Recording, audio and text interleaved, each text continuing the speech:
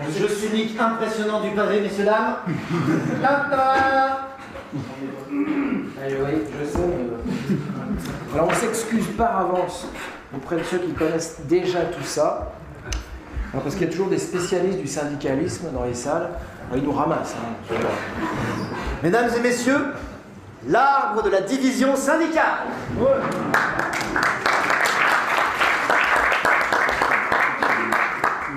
Ah, damnette, qu'est-ce que j'ai fait des punaises. Elles sont là. Ah.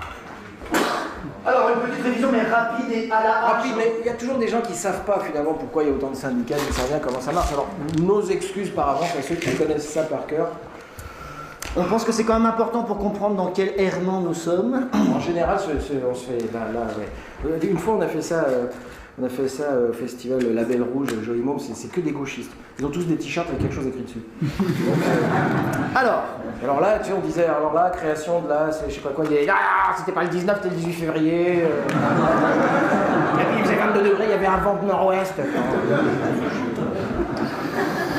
Donc il y a des spécialistes. Alors s'il y a des spécialistes dans la salle, votre indulgence, ceci est un cours de première année. Ok, donc c'était simple. Pendant toute une période de notre histoire, les syndicats ont été interdits. C'était simple, il n'y en avait pas. On appelait ça des sociétés de résistance. D'accord. Le droit de grève était passible de peine de prison. L'appel à cesser le travail était passible de peine de prison. Donc ça rigolait pas trop. Jusqu'en 1884, où là, il y a une loi qui revient et qui repermet aux syndicats d'exister. C'est la loi Waldeck-Rousseau. Et dans la foulée se crée le premier syndicat en France qui est... CGT. Ouais, ça commence bien. Le dites pas trop fort, hein, si on m'entend.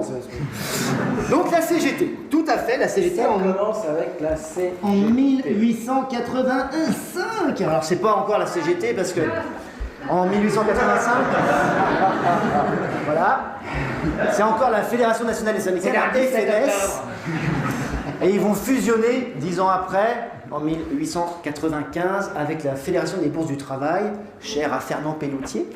Et donc ça va devenir la CGT, la Confédération Générale du Travail. Alors à cette époque-là, c'est simple, hein, tout le monde y est.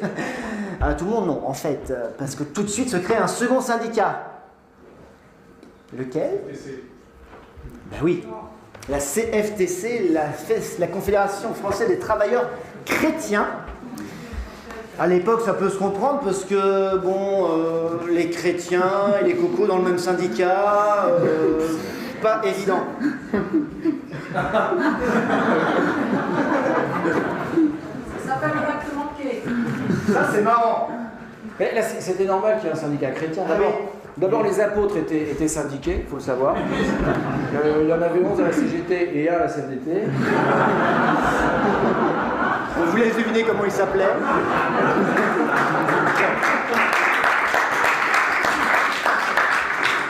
Donc à ce moment-là, c'est assez simple.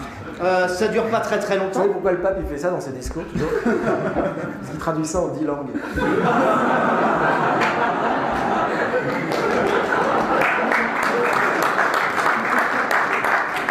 Ami de la poésie, bonsoir. Donc, on avance un petit peu, hop, le XXe siècle. Au XXe siècle, assez vite, il y a un congrès qui a assez d'importance. Le congrès d'Amiens, où a adopté une charte qui est encore assez présente dans la plupart des références de la plupart des syndicats d'aujourd'hui et qui, en fait, marque un changement important sur le fait qu'un syndicat ne va pas passer sa vie qu'à défendre les conditions de travail, mais peut aussi avoir un projet sur la société, avoir une vision plus globale et donc avoir un projet, en fait, politique, ce qui a posé pas mal de déchirements au sein de la CGT. Et justement, ça se déchire pas longtemps après. Il y a la Première Guerre mondiale, là ça divise grave, parce qu'il y a ceux qui sont d'accord pour aller défendre la France, d'accord, l'Union nationale, tout ça, et ceux qui sont déjà assez antimilitaristes, notamment au prétexte qu'en fait c'est toujours les pauvres qu'on envoie se battre contre les pauvres, et donc ça fait des boucheries de pauvres, mais les riches n'y sont pas, eux, tu penses. Et donc ça part en sucette assez vite, et il y a une petite excroissance de la CGT, première scission, et qu'apparaît à ce moment-là, 1920, FO, non? CGT. Ouais. Toi, t'as pas réalisé. Elles ont tout mélangé. Ah oui, c'est vrai. Le syndicalisme, dont l'héritier aujourd'hui est la CNT, donc à l'époque ça s'appelle la CGT-SR, Il y a aussi la CGTU, je ne rentre pas dans tous les détails, mais en gros, c'est l'anarcho-syndicalisme qui se différencie assez nettement, qui refuse la compromission dans l'exercice du dialogue social, on dirait aujourd'hui. Facile à repérer dans les manifs, c'est ceux qui ont les slogans rigolos. CRS, dispersion, c'est l'heure du feuilleton. CNT, sûr. Donc il y a 3 morceaux de CGT à ce moment-là, mais ça ne va pas durer, parce qu'il arrive très très vite le Front Populaire. Le Front Populaire, il faut le savoir, n'a pas été fomenté par les syndicats, c'est un mouvement social d'une ampleur inégalée à ce jour, et qui, les syndicats s'y mettant quand même, oblige la CGT à refusionner. Donc la CGT se retrouve réunifiée en 1936, et ça ne va pas durer longtemps, mais en fait ils ne vont pas avoir le temps de rescissionner avant la guerre. Donc là ça se simplifie. Pourquoi ? Parce que Pétain, lui, il interdit les syndicats. D'accord ? Il y a même des ramassages assez nombreux, pas mal de syndicalistes qui vont finir dans les camps. Et donc, tous les syndicalistes passent dans la clandestinité pour ceux qui ne se font pas choper, ce qui explique en partie qu'ils vont prendre une part assez déterminante dans la résistance et que ça explique peut-être aussi leur rapport de force à la sortie de la guerre. Parce que comme ils ont été assez actifs dans la résistance, ils retirent leur part du gâteau. Quel est le syndicat suivant qui se crée en France ? En 1944. Toujours pas, non. Non plus.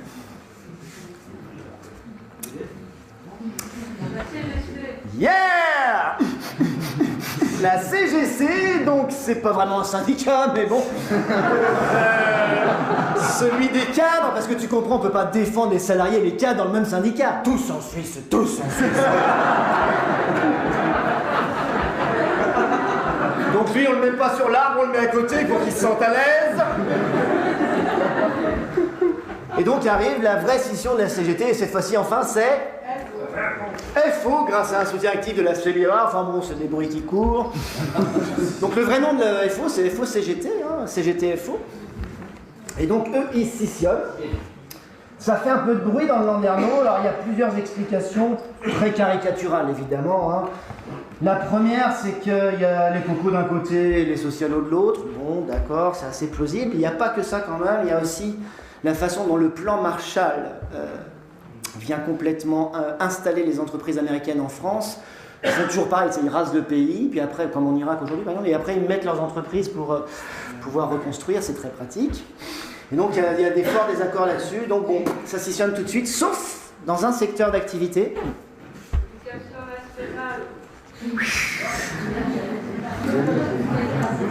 Et il pleuvait ce jour-là. C'était un jeudi.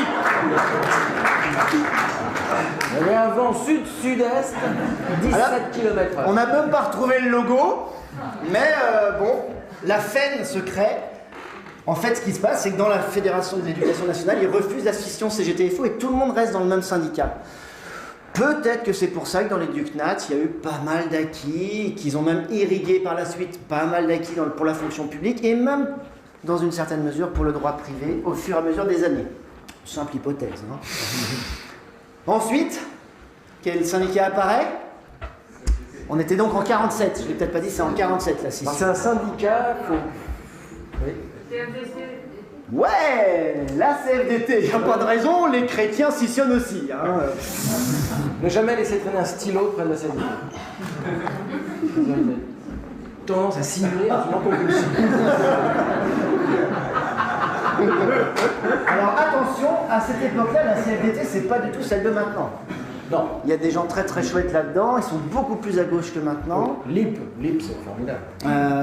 C'est une scission qui repose principalement justement sur la référence chrétienne, et donc ça scissionne grave, mais aussi sur les manières de militer, et donc il y a plein de gens qui sont plus engagés, qui partent à la CFDT à l'époque. Politiquement, ils sont plutôt proches du PSU, par exemple, qui est même pas le PS d'aujourd'hui, quoi. Bon. Donc voilà, il va falloir attendre pas mal de temps pour que ça se ramollisse du bulbe comme maintenant. 1964, la scission, hein, CFDT, CFDT. Ils sont quand même marxistes, hein, ceux qui parlent. Ceux qui parlent ? Ceux qui créent la CFDT sont quand même marxistes. Oui, c'est ça, ils sont franchement à gauche, hein, c'est pas de la blague. Oui, mais LIP est la bagarre qui a fait le plus peur aux 80. Et c'était la CFDT qui l'a menée, bien sûr. Alors, les suivants. Hein ? On est tranquille pour un moment, on est en 64, hein, donc 68 passe. C'est fait? Non, c'est Sud en premier. Sud, les solidaires qui commencent en 88, en fait, ça pète. En fait, c'est assez simple, ça va péter un peu partout. Pourquoi? Parce que la gauche arrive en 81. Se pose un problème très rapidement quand la gauche fait plus une politique de gauche, donc à partir de 83. C'est-à-dire, quand on a attendu 40 ans la gauche, et que la gauche ne fait plus une politique de gauche, est-ce qu'on peut mobiliser les copains contre les copains? Tu vois, c'est pas évident ce truc-là. Et ça va poser plein de problèmes parce que voilà, ça va se déchirer dans les syndicats. Il y en a qui ne vont pas vouloir aller vers la lutte. Et donc ça pète en premier à la CFDT. Donc Sud, évidemment, une scission très majoritaire de la CFDT. Ça commence au PTT, Annie Coupé, tout ça. Ils se font virer à coups de pompe dans le berge. Et ensuite, dans les grandes entreprises qui sont en train d'être toutes privatisées, Sud Télécom, Sud Rail, etc., etc. Et donc maintenant, c'est un syndicat assez important, toujours pas très représentatif, puisque ils font tout pour qu'il ne le soit pas, mais enfin, ça prend de l'ampleur. Donc la CGT, on est tranquille, FO, on est tranquille, d'accord. Et ensuite, les suivants. Eh ben ouais. Moi, faut bien que ça pète aussi. À l'éducation nationale, ils tiennent à peu près 40 ans de plus, c'est déjà pas mal, hein, mais bon, ça finit quand même par poser trop de problèmes, les socialistes au pouvoir. Et donc, bon là, ça se fait, c'est moins simple qu'à la CFDT. La CFDT, on vire les gens, c'est simple. À la FSU, on truque les urnes, on bourre les congrès, enfin les deux, c'est sympa. Et là, ça pète en deux, la FEN explose donc, et se divise en deux syndicats. L'UNSA et la FSU. Oh, vous êtes bons, hein? Donc la FSU, c'est un peu la tendance CGT de la fonction publique, on va dire, et puis l'UNSA, ce serait plutôt la CFDT de la fonction publique. Bon, c'est caricatural, hein, on l'a dit. Hein, bon. C'est juste pour comprendre que, du coup, l'unité syndicale, c'est chaud en France, hein, parce que la CNT, elle continue. Hein. Bon, ils sont toujours 0,2%, mais ils sont là. Ils ont changé 4 fois de nom, enfin bon, tout ça. Ouais. La CGC, bon, ils sont deux, mais ils signent quand même. Ils signent, ça, ils signent, hein. Et donc, voilà le problème. Bon, et sur quoi on voudrait attirer votre attention, ça a d'ailleurs été dit assez justement dans le débat mouvant, ce n'est pas seulement un problème de division, c'est un problème de syndicalisation.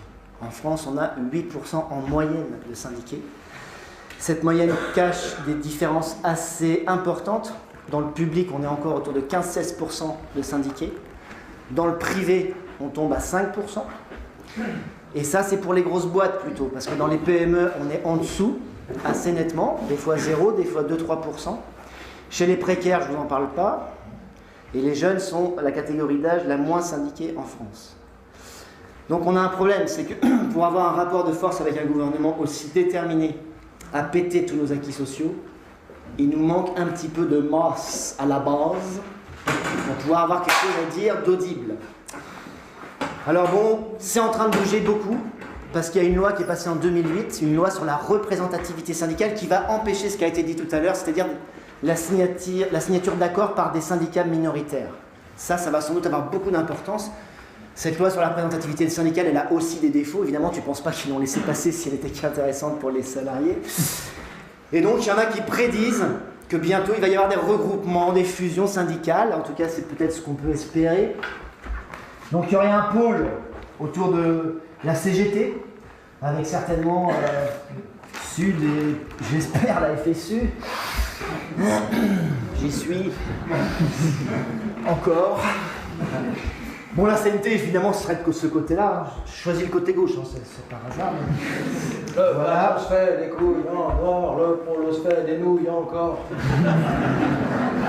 Et de l'autre côté, un pôle plus modéré, incarné par la CFDT. Donc, ils parlent d'eux comme d'un syndicalisme responsable. Voilà. C'est comme ça qu'ils déterminent. Eux, il y en a qui disent que c'est plutôt un syndicalisme combatif. Hein. Bon, alors c'est en train de bouger aussi, ça. Faut se dépêcher, à mon avis, si on est sur ça. Mais donc, on pourrait avoir deux grosses centrales, peut-être à terme, avec voilà, l'Union, la Réunion, alors, FO. Ce qu'il en reste, du moins. Alors, eux, c'est les premières cibles de la loi sur la représentativité syndicale. Donc, ça dépend des branches. Hein. Il y a des branches qui sont plutôt là, il y a des branches qui sont plutôt là-bas. Bon, je les mets entre les deux, ils ne seront pas vexés. Tiens, boum. Donc, voilà où on en est aujourd'hui. C'est en train de bouger. Ce qui est sûr, c'est que si on veut se battre contre ce qu'il y a en face, faut bien réfléchir à ces modes d'action et si vous choisissez de ne pas vous syndiquer, trouver des outils plus performants, ce serait quand même important. Donc bon, moi j'y suis encore. J'espère qu'on va réussir à retrouver un petit peu de combativité là-dessus. Voilà, c'était l'histoire du syndicalisme à la hache. Hein.